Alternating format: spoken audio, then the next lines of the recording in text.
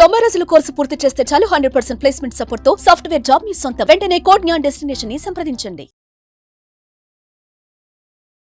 నమస్కారం మేడం. నమస్తే శిరీష. సో మరి రిలేషన్షిప్లో చిన్న చిన్న గొడవలు అనేవి కామన్. బట్ ఎప్పుడైతే వాళ్ళకు వచ్చిన సమస్యని క్లియర్ చేసుకునే ప్రాసెస్లో మళ్ళీ ఇంకొక సమస్య అనేది జనరేట్ అవుతూ ఉంటుంది. సో ఆ ప్రాసెస్ని మనం క్లియర్ చేసుకోవాలి అంటే దానికి బెస్ట్ ఆప్షన్ ఏ రకంగా మనం క్లియర్ చేసుకోవచ్చు అంటారు మేడం? నువ్వు ఇంట్రొడక్షన్ ఇచ్చేసావు. భార్యాభర్తలు అన్నాక ఇన్ఫాక్ట్ ఏ రిలేషన్షిప్ లో అయినా కాన్ఫ్లిక్ట్స్, చిన్న చిన్న గొడవలు, చిన్న చిన్న భేదాభిప్రాయాలు అన్నీ సహజం. ఎలా పరిష్కరించుకుంటున్నారు వాళ్ళిద్దరు అన్నదే మెయిన్. సో జనరల్ గా అసలు ఎందుకు వస్తాయి ప్రాబ్లమ్స్ భార్యాభర్తలకి? అవగాహన లోపం. అంటే ఒకళ్ళ పట్ల ఒకళ్ళు, అంటే ఒకళ్ళ ఆలోచన విధానం ఎలా ఉంది, నేనేమంటే ఇప్పుడు వాళ్ళకి అవతల వ్యక్తి కోపం వస్తుంది, ఏ టైంలో మాట్లాడాలి, వాళ్ళ జీవితం పట్ల వాళ్ళ ఆలోచన విధానం ఎట్లా ఉంటుంది, ఇట్లా ఒకళ్ళ పట్ల ఒకళ్ళకి అవగాహన అనేది లోపించటం ద్వారా, అంటే నా భర్తకి నేను ఏం చేస్తే నచ్చదు, నచ్చుతుంది, ఎలాంటి మనస్తత్వం, ఈ అవగాహన భార్యకి లేకపోవటం, నా భార్యకి ఎలాంటి విషయాలు నచ్చుతాయి, నేను ఎలా ఉంటే నచ్చుతుంది, ఏం చేస్తే ఇష్టం, ఏవి నచ్చవు, ఎలాంటప్పుడు తనకి జీవితం పట్ల ఎలాంటి అభిప్రాయాలు ఉన్నాయి, ఏం వాల్యూస్ ఉన్నాయి, ఇవి భర్తకి అవగాహన లేకపోవటం. సో బేసిక్ గా ఇద్దరికి అవగాహన లోపం వల్ల గొడవలు తలెత్తే అవకాశాలు ఉంటాయి. ఓకే. రెండోది ఆర్థిక సమస్యలు. సో ఈ ఫైనాన్షియల్ ప్రాబ్లమ్స్, వాటిని ఎలా సాల్వ్ చేసి, ఒకళ్ళేమో డిసిప్లిన్డ్ గా ఉంటారు, ఒకళ్ళు విచ్చలవిడిగా ఖర్చు పెడతారు, ఒకళ్ళు సేవ్ చేద్దాం అంటారు, ఒకళ్ళు ఖర్చు పెట్టేసుకుందాం అంటారు. ఇట్లా ఆర్థిక విషయాలు లేదా ఇలాంటి వాటి వల్ల కూడా ఆ డబ్బుని, ఆర్థిక లావాదేవీలు ఎట్లా చెయ్యాలి అనేది ఇద్దరికి ఉన్న ఐడియాల పట్ల కోఆపరేషన్, కోఆర్డినేషన్ లేకపోతే అది గొడవలు.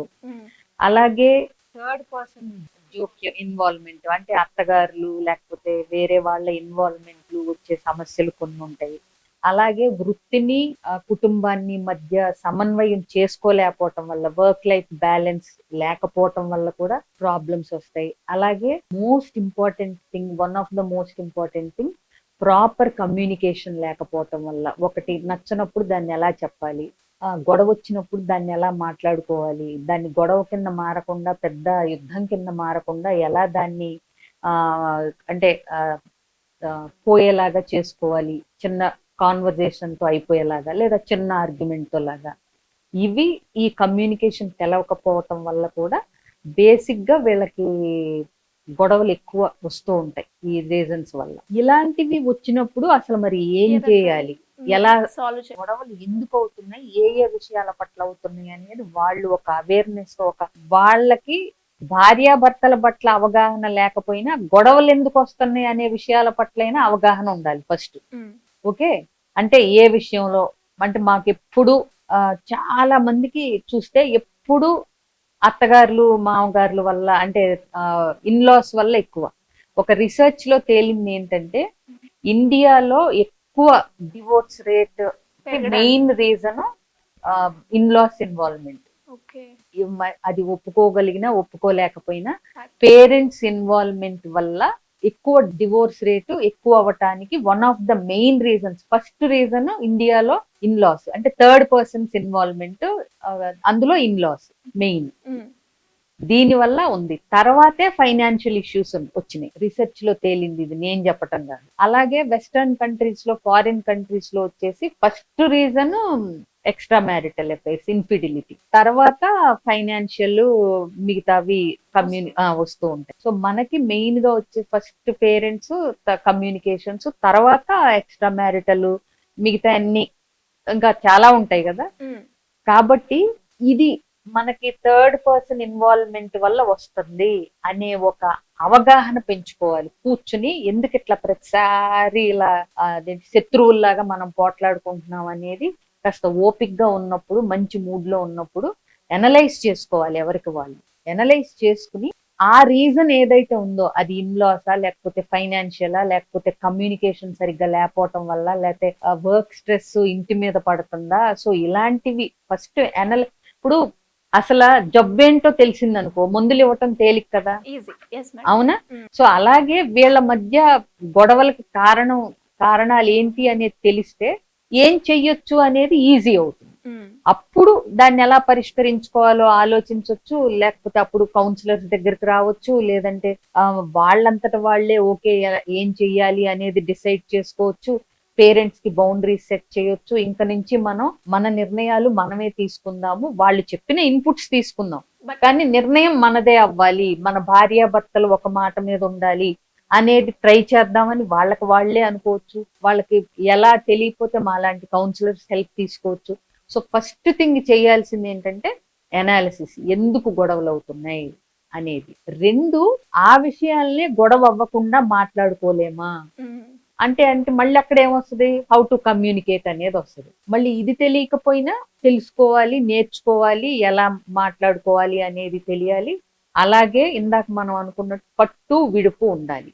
ఎక్కడ నెగ్గాలో కాదు, ఎక్కడ తగ్గాలో కూడా తెలవాలి. ఎందుకు ఈ రిలేషన్షిప్, మీరు యుద్ధం గెలవటం కన్నా రిలేషన్షిప్ గెలవటం అంటే నిలబెట్టుకోవటం ముఖ్యం. కాబట్టి it's not about who is right are wrong, it's about winnowing the relationship.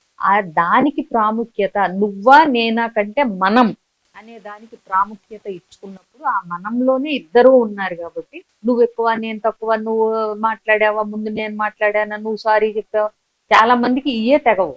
ఆ చట్రంలో నుంచి, ఆ ఆలోచన విధానంలో నుంచి, ఆ ఫిక్స్డ్ మైండ్ సెట్ లో నుంచి వాళ్ళకి వాళ్లే ఒక చట్రంలో, ఒక పంజరంలో పెట్టేసుకుని ఇంకా మనస్సు యొక్క పరిధిని విశాలం చేసుకోలేదు కాబట్టి అక్కడే ఆగిపోతారు.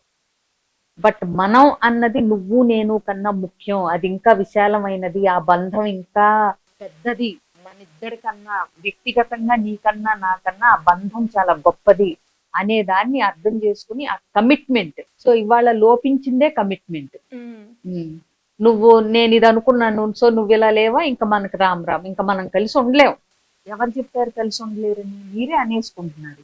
అసలు కలిసి ఉండాలి అనే ఒక కమిట్మెంట్ ఉంటే మిగిలిన ఎట్లా చెయ్యాలి అనేది ఆటోమేటిక్ వచ్చేస్తుంది. బట్ ఇక మనకు సెట్ అవ్వదు, ఇక ఇలా అయితే కష్టం అని మీకు మీరే అనేసుకుని చక్కగా చిన్న చిన్నగా ఉన్నప్పుడే ఆ జీవితాన్ని చిన్న భిన్నం చేసుకుని మళ్ళీ మీకు తెలియకుండానే ఆ స్ట్రెస్లు అవన్నీ తీసుకుని నెక్స్ట్ రిలేషన్షిప్ కి భయపడతా వెళ్ళి ఇంత ప్రాసెస్ అవసరమా?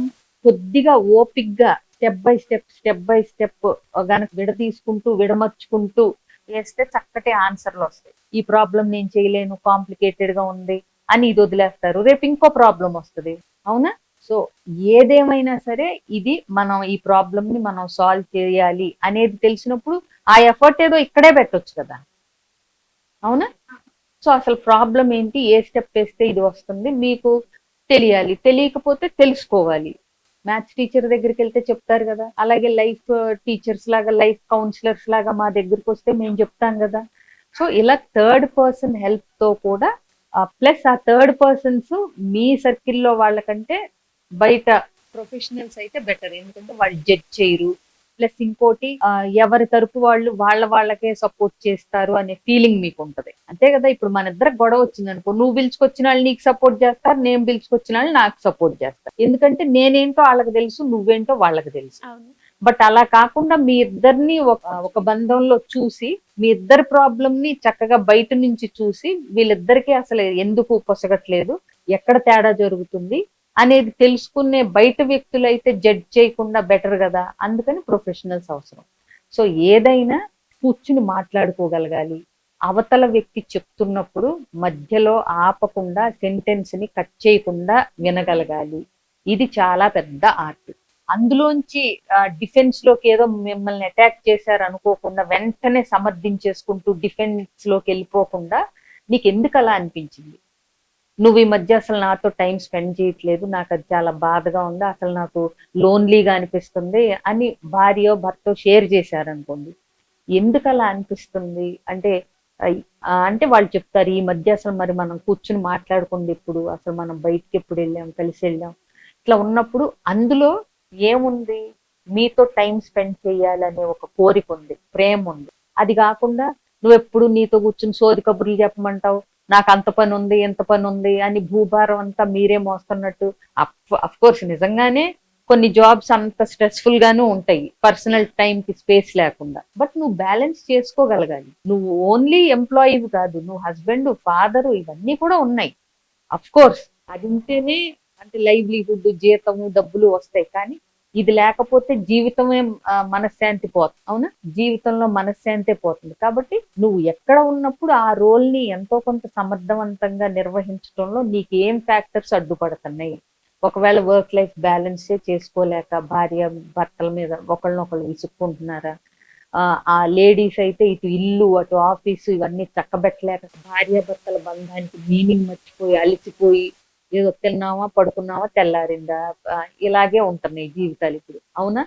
ఒక బంధాన్ని బలపరుచుకోవటానికి ఒక మొక్కకి ఎరువులు వేసినట్టుగా మరి మన రిలేషన్షిప్ కి ఏం వేస్తున్నాం? అవునా? ఏంటి చక్కగా టైం స్పెండ్ చేయటం, ఇద్దరు కలిసి ఉండటం, చిన్న చిన్న ఆనందాలను పంచుకోవటం, ఇలాంటివి ఎరువులు.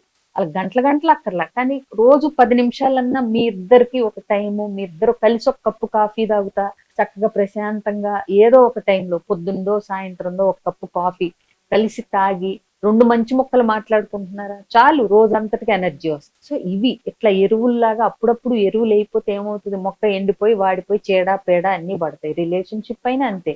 ఒక రొటీన్ అయిపోయి రూమ్మేట్స్ లాగా అయిపోయి ఏదో ఉన్నామంటే ఉన్నాము, వెనక్కి తిరిగి చూసుకుంటే ఏళ్ళు గడిచిపోతానే ఉంటాయి. అవునా? సో ఈ ప్రతి చిన్న విషయాలకి ఆ ఫ్రస్ట్రేషన్ తో గొడవలు పడినప్పుడు గొడవలే చూస్తారు కానీ దాని వెనకాల చాలా ఒక రీజన్ ఉంటుంది. కోపం వెనకాల ఒక బాధ భయము ఉంటాయి. కోపం పైకి కనిపించేది మాత్రమే, కానీ వాటి వెనకాల ఒక భయమో బాధో ఉంటుంది. పెయిన్. సో అది తెలుసుకున్నప్పుడు అవతల వ్యక్తికి అంత త్వరగా కోపం రాదు. సో ఆ కోపానికి మూల కారణం ఏంటనేది ఆలోచించగలగాలి. ఎందుకు ఈ మధ్య అట్లా ప్రతిదానికి విసుక్కుంటుంది మా ఆవిడ, చిరాకు పడుతుంది అంటే దానికి కారణం మీరు టైం ఇవ్వక లేదని అసంతృప్తో లేకపోతే బాధో ఏయో ఉంటాయి. అలాగే ఒక భర్త తన భార్య ఏదో ఒకటి తనని పట్టించుకోవట్లేదనో ఏదో ఉంటుంది. దానికి రీజన్ ఏదో ఉంటుంది అంతర్లీనంగా. తన పట్ల కేర్ చూపించట్లేదనో లేకపోతే ఏదో ఉంటుంది. సో అది అడ్రస్ చేయగలిగినప్పుడు, మాట్లాడుకోగలిగినప్పుడు ఇవన్నీ దూది పింజల్లాగా ఎగిరిపోతాయి. కాబట్టి పైకి కనిపించేది కాకుండా లోపల ఏముంది దానికి అన్నప్పుడు క్యూరియాసిటీతో క్వశ్చన్స్ వేయాలి. ఎందుకు ఫీల్ అవుతున్నావు అలా, నీకు ఎందుకు అనిపిస్తుంది అలా అన్నప్పుడు వాళ్ళు ఏదో చెప్పాలని చూస్తారు. చెప్తున్నప్పుడు ఆ ఫీలింగ్స్ ని నువ్వు మరీ చెప్తావు, నువ్వు సెన్సిటివ్, ఇంత చిన్న విషయానికి అలా అని ఆ ఫీలింగ్స్ ని ఎప్పుడు కొట్టిపారేయకూడదు. మీకు అది చిన్న విషయం కావచ్చు, కానీ మీతో టైం స్పెండ్ చేయాలనే ఆవిడ కోరిక ఆవిడకి చాలా పెద్ద విషయం అవ్వచ్చు. అర్థమైందా? సో అట్లా ఏయో ఉంటాయి. బేసిక్ గా ఎవరు చెడ్డవాళ్ళు కాదు అనే ఒక మనలాంటి వాళ్ళే అవతల వ్యక్తులు కూడా అన్నప్పుడు ఒక రకంగా మీరు హ్యాపీగా ఫీల్ అవ్వాలి. నా భార్య నాతో టైం స్పెండ్ చేయడానికి ఇంట్రెస్ట్ చూపిస్తుంది, నన్ను మిస్ అవుతుంది అనేది. సో భర్తగా మీరు తనకు మరి క్వాలిటీ టైం ఇవ్వటం అనేది బాధ్యత అనేది కూడా మీరు మురిసిపోవాలి. అంతే తప్పితే నేను ఖాళీగా ఉన్నానా, ఇప్పుడు నీతో కూర్చోమంటావు అంటే ఎవరిని కూర్చోమంటుంది? పక్కింటి వాళ్ళని కూర్చోమంటలేదు కదా, ఆవిడ భర్తనే కదా ఆవిడ కూర్చోమంటుంది. అవునా? సో మరి మీరు ఇవ్వకపోతే ఆవిడ టైం ఎవరిస్తారు? ఇలాంటప్పుడే కొన్నిసార్లు ఏమవుతుందంటే మళ్ళీ మనం అదే ఐ స్పేస్ వి స్పేస్ అలా అని పద్దాకా కూర్చోమంటున్నారా ఆఫీస్ నుంచి వచ్చాక? అది కూడా చూసుకోవాలి. మీరు ఇక ఆఫీస్ నుంచి వచ్చాక నా చుట్టే తిరగాలి, నా కొంగు పట్టుకునే తిరగాలంటే కుదరదు కదా. అందుకే ఆ బ్యాలెన్స్ అవసరం, ఆ కమ్యూనికేషన్ అవసరం, ఇద్దరికి మెయిన్ ఆ కమిట్మెంట్ అవసరం. సో కొన్ని 1-2 ఉంటే మిగతా అన్ని వాటి స్థానాల్లోకి అవి పడిపోతూ ఉంటాయి. ఒకళ్ళనొకళ్ళు అర్థం చేసుకోవటం, ఒకళ్ళనొకళ్ళు రెస్పెక్ట్ ఇచ్చుకొని కమిట్మెంట్ తో ఉంటే మిగిలిన అన్ని వాళ్ళకి చాలా స్వల్పంగా అల్పంగా కనిపిస్తాయి. సో బేసిక్ థింగ్స్ ఉండాలి. ఆ రెస్పెక్ట్, అండర్స్టాండింగ్, కమిట్మెంట్, ప్రేమ, ఇవి 4 పిల్లర్స్ అని చెప్తా ఉంటాను నేను ఎప్పుడు. అవునా? సో గౌరవం, భర్తకి గౌరవంలో ప్రేమ కనపడుతుంది, భార్యకి ఎమోషనల్ సపోర్ట్ లో ప్రేమ కనపడుతుంది. సో ఇది అర్థం చేసుకోవాలి. ఆడవాళ్ళు మగవాళ్ళు తేడాలు ఉంటాయి నీడ్స్ లో, రిలేషన్షిప్ నీడ్స్ లో మగవాళ్ళకి తేడాలు ప్రిఫరెన్స్లు ఉంటాయి, ఆడవాళ్ళ ప్రిఫరెన్స్లు ఉంటాయి. అవి ఒకళ్ళకొకళ్ళు అర్థం చేసుకుని ఇద్దరం ఒక టీము, మనం అపోనెంట్స్ కాదు అనుకుంటాం. ఇప్పుడు నువ్వు నేను ప్రత్యర్థులు అనుకో, ఎలా గెలవాలా అని ఆలోచిస్తాం. అదే మనిద్దరం ఒక టీం అనుకో, మనిద్దరం కలిపి ఎలా గెలవాలి, అవతల సమస్యల్ని ఎలా గెలవాలి అనుకో. సో మీ ఇద్దరు ఒక టీము, సమస్య ఒక అపోనెంట్ అనుకోగలిగిన భార్యాభర్తలు చాలా బాగా అన్ని సమస్యల్ని అధిగమించి అద్భుతంగా ఉంటారు. True madam. నిజంగా లాస్ట్ పాయింట్ నాకు చాలా బాగా నచ్చింది. ఒక రిలేషన్షిప్ కి అంటే ఇప్పుడు మీరు అన్నట్టుగా మనిద్దరం సమస్య ఒకటి, మనిద్దరం ఒకటి అని ఒక రిలేషన్షిప్ లో వాళ్ళకి ఎదురయ్యే సమస్యని కనుక వాళ్ళు ఐడెంటిఫై చేయగలిగితే ఖచ్చితంగా ఆ రిలేషన్షిప్ మీరు అన్నట్టుగా కమిట్మెంట్, అండర్స్టాండింగ్, కమ్యూనికేషన్ ఇవన్నీ కూడా బాగుంటాయి. Thank you madam, thank you so much. Suman టీవీలో మీ పర్సనల్ అండ్ బిజినెస్ ప్రమోషన్స్ కోసం కింది నెంబర్కి కాంటాక్ట్ చేయండి.